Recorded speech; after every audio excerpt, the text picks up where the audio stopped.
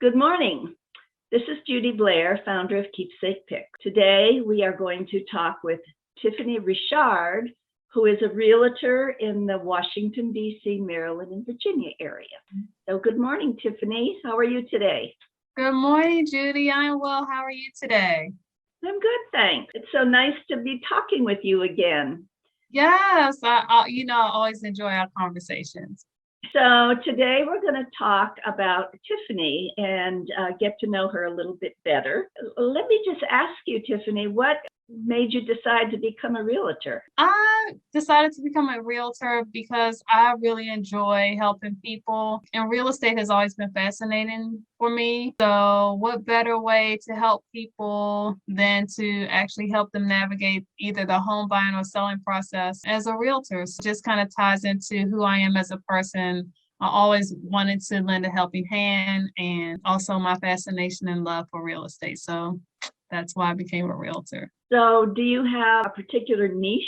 So I actually help anyone from first-time home buyers to empty nesters. But I recently actually received my SRES certification, and that stands for Senior Real Estate Specialist. And that gave me additional training and insight to better serve people who are 55 and older. So oftentimes when you're a little older, you're dealing with downsizing, trying to coordinate the move and different things like that. So that's one of my niches in terms of being a realtor. So, and I really enjoy that. I'm sure you work with a lot of first-time home buyers.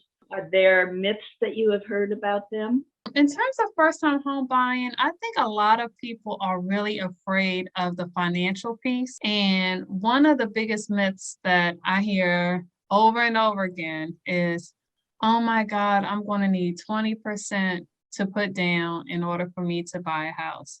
And that is so far from the truth.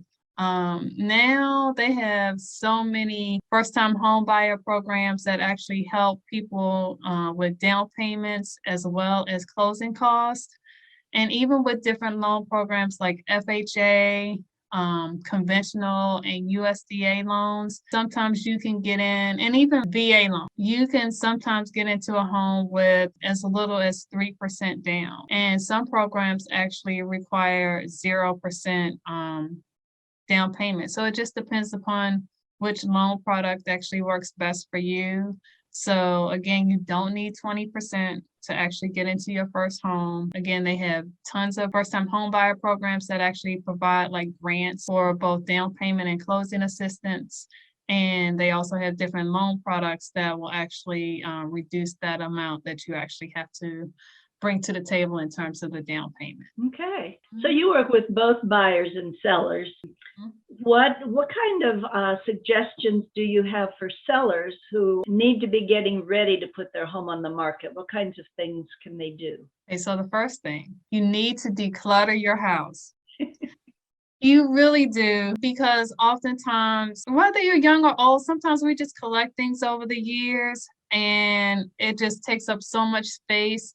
And one of the importance of decluttering is to actually allow the potential buyer to actually see how much space they're actually working with and allow them to be able to see themselves in that space.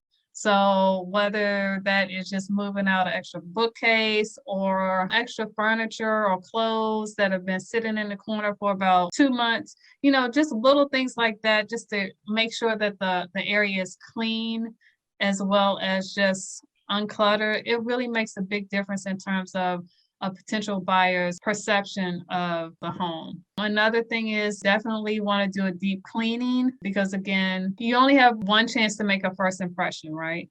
And you don't want a potential buyer coming in smelling yesterday's, whatever you cooked yesterday, whatever the case may be. You just want it to be very clean. And then the third thing is you have to depersonalize, right? And the importance of depersonalizing your home, meaning just kind of taking down extra pictures of friends and family, of grandma and pop from 30 years ago. Because again, you want that buyer to be able to walk into the home and see themselves in that space. So those are three things that they can do to get their house ready.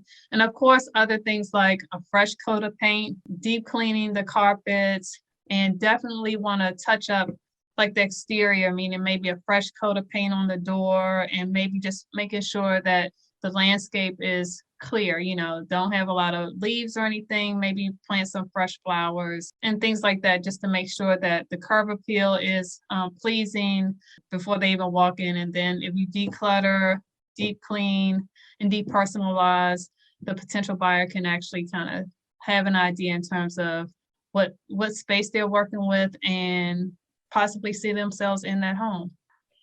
So we're already in a good 2 months into 2022. What do you foresee the real estate market continuing to be like for this year?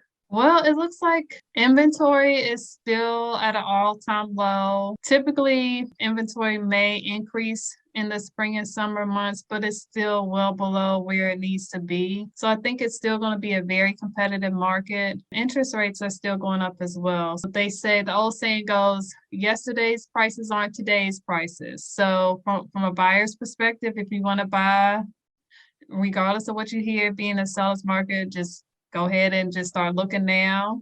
And then in terms of a seller, put your house on the market now because you'll probably get multiple offers, because even though more houses are coming on the market, it's still a low inventory. And you may be in a situation, if you price it right, that you'll get multiple offers and get a pretty good penny for your house. That's what I see in the upcoming months. Do you think more people will be selling as the months go on, like during the summer months? Every market is different, right? But in terms of the Washington, D.C. area, things are slowly coming on the market. But again, it's still not necessarily a balanced market. While a few more houses tend to pop up in the spring and the summer, it's still not where it needs to be in terms of any type of balance. But just get out there. If you want to buy a house, the time is now. If you want to sell the house, the time is now. Just do it. Yes, just do it. Yeah. Okay. Well, thank you for sharing some information about you and some visions that you have for the real estate market. And I know you have a showing to get to today, so I'll let you go. Thank you so much for this time. Thank you so much for having me. I really appreciate it. You're welcome. All Take right. care.